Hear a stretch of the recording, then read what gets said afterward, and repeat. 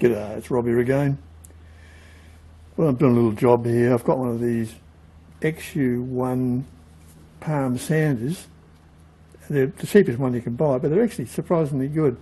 They're better than some others, and it works great.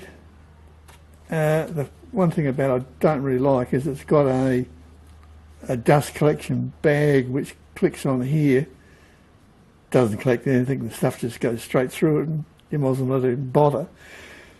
And I've got to do some sanding inside, so I didn't want a lot of dust, and rather than have the vacuum cleaner in one hand and the sander in the other, I thought I'll make up an adapter to go on there, and I can run the vacuum cleaner straight off the unit, a proper dust extractor.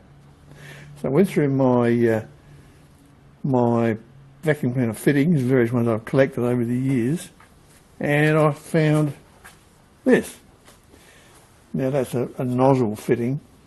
I don't know what it's off of. It's not off of the vacuum I'm using now, but it will fit. And so I cut the nozzle off. Two little detents here that locate it, and on she goes. Yeah, good. It's pretty rigid, but I mean, I'm going to leave it on there all the time, I think. So I thought what I'll do is I'll drill a hole through here, because this is the only side you can actually get in, and I'll put a PK screw in there just to keep it firmly in place, because it's got, the hose dragging on it. Of course, how do you get in there to drill the hole? Well, I saw a good trick on a video the other day where they want to do something like that in Afghanistan or somewhere, overseas somewhere. And basically, rather than drill the hole, you melt a hole in there. So I've got a bit of wire, a bit of my scrap, hooking out wire, and a bit here. I put a right angle bend in it, so I'll heat that up with the bullfinch and just poke it in, and that will make a hole, and big enough that I can then put a PK screw in. It won't restrict the airflow in any way, so yeah, let's do it. Obviously, you wouldn't need a bullfinch to do this. You could do it with any sort of, you can even use the stove, just heat a bit of wire up on the stove and put it in, but I've got the bullfinch, so I'll use it.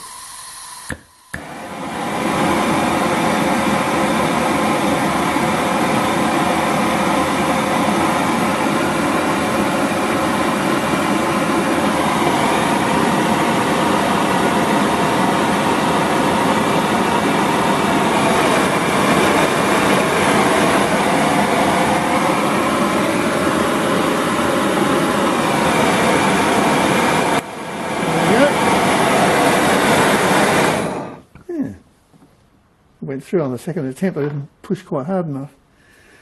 So now we get a PK screw that will fit that. So this is why you always save all your PK screws. I've got heaps. There'll be one here that will fit, I'm sure. Oh, it looks pretty good. Let's see how she goes. Perfecto.